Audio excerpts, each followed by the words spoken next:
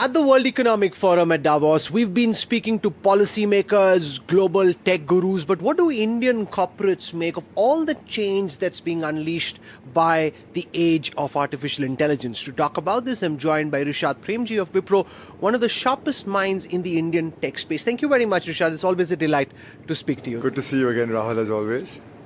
We've been hearing so much from all the tech gurus on what they expect AI will bring in 2026. From your lens at Wipro, what are the kind of things you're building up for and you're expecting will happen over the next 12 months? Look, a couple of things, Rahul. One, I certainly see 26 being a year where organizations, enterprises, customers that we serve moving more and more from a piloting vantage point to more of a scaling vantage point, productionizing vantage point. I think that's one big thing that you clearly see happening. The intent to leverage AI to drive disruption in the way you serve your own business as well as your end customers is dramatically changing. I think the language models we have today are able to solve scaled business use cases. The thing that they struggle with is they don't have enough context, they don't have enough domain, they have no in-depth understanding of the workflow of the particular organization.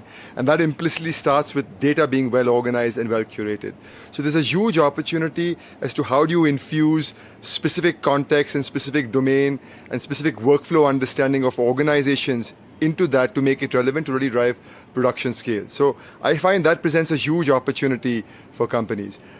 There's so much money being spent on infrastructure, all the conversation about the infrastructure spend that's happening both in many markets. There's conversations about it happening in India and happening in Europe. But ultimately, somebody has to drive consumption of that infrastructure to drive returns for organizations. And I think the technology services companies from India have a huge chance to play to help drive that adoption by helping enterprises sort of make use of these technologies on scale. That's one approach, which is what you and a lot of the other Indian tech behemoths have gone for, which is to work on the application layer, build out use cases. I want to ask a more fundamental question. Why would someone like you, given the kind of tech wherewithal you have, the kind of brains you have within your organization, not try and attack the more foundational level? Why is it that India hasn't produced a DeepSeek moment of its own? Why are we trying to build apps rather than try and do something more foundational? No, I think you've got to figure out where you're playing in the stack and where your value add comes as a company, as a country, and that's how you focus on. I mean, today there's been an enormous amount of spend on the foundational models. It doesn't make sense for companies like us, with the cost of building those kinds of models, to replicate that. The value is in how do you specialize those models. For a second to ask just this. That if everyone like you in India takes the same approach, or most people take the same approach, especially the ones who've got the cash flows to be able to invest, then where does India produce the kind of breakthrough technology that's coming out of Silicon Valley or now even out of China? But I'm saying, how do you sort of channelize the value that's coming out? So the value is in building highly specialized small language models. We had a conversation yesterday, where you can build models that are 50 billion parameters and can do effectively 95% of the work that most large language models can do. So you can be highly specialized. There's a huge opportunity for enterprises to be building highly specialized small language models. There's an opportunity for countries like India. I think we should be focusing tremendously on building small language, highly specialized models on areas of importance: healthcare, education, agriculture, governance.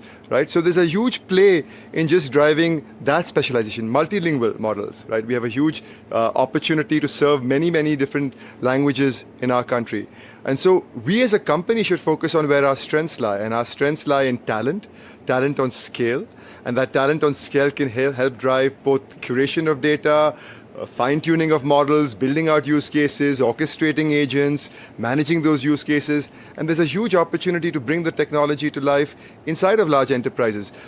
I find we oftentimes get hugely focused on building out of the technology. The magic is in the implementation of the technology. And that's why I also say sometimes that any technological change is actually wonderful for services companies, because you have to now make it real to create value inside of organizations. Just as you were coming in, Jensen from NVIDIA was right outside the tent where we are. And when he was speaking at his session at the World Economic Forum, he again made the point about the need for countries to build out their own AI. The fact that data sovereignty is a real challenge, the fact that you want your intelligence to be captured in your AI models. Stepping out of your corporate lens and just looking at it as a country, What do you make of the approach that we've taken on AI in trying to build out some of this infrastructure which will be required for the next several years from now? No, I think it makes sense. I think it makes sense for us to be playing across different elements of the stack. We'll also have to decide where we invest more versus invest less. You can't invest arguably equally in each of the layers of the stack. As I was saying earlier, I think there's a huge opportunity for India to build highly specialized small language models, right, in areas of expertise that we want to build. There's a huge opportunity to build multilingual models, as I said. There's a huge opportunity for India to become the sort of scaled deployment engine for the world. There's a huge opportunity for India to build talent for AI in the world. That's one of the biggest challenges today. We don't have enough talent that is AI ready. And how do we think about that? One of the things that became a big debate here is whether India's missed the AI bus. So a couple of the commentators globally said India's missed the AI bus. The Indian IT minister took umbrage to it and tried to say that we're the third AI power. Are we really an AI power, or are we just trying to play catch up? Well, the AI bus is still very early, right? A lot of the investments have happened in the infrastructure layer. They haven't happened in the adoption layer.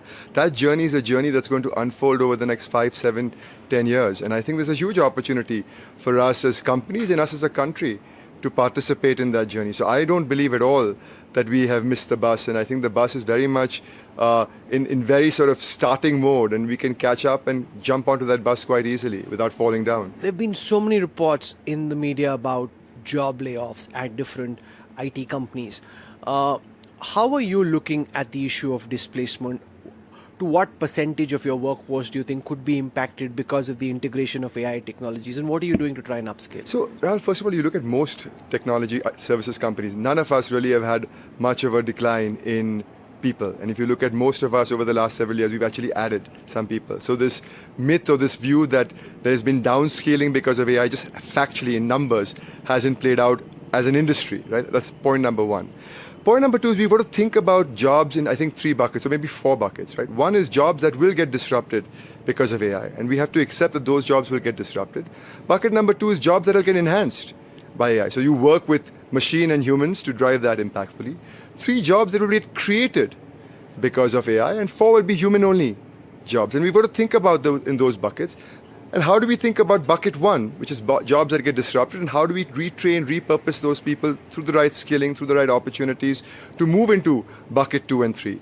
I think the biggest challenge today is really how do you get people to adopt the technology. And I think the people that are most at risk are people who are not going to adopt the technology. And I think it's a responsibility of organizations, it's a responsibility of industry, it's a responsibility of government to really give people the comfort that this change is important, and the new, AI fluency is the new digital currency. You have to be AI fluent to be relevant to do any kind of job going forward. And so how do we help people build those skills, but also help take them on the change journey to say, hey, look, do this and you still have a future. Disrupt what you're doing today and you still have a future, because if you don't, the system will beat you anyways, right? And you will get left behind. So join the journey of change, be on the bus of change. Jamie Lyman said something very similar along the lines of what you're saying, that the change is here. Either you adopt it or you just get left behind because you can't dig your head in the sand.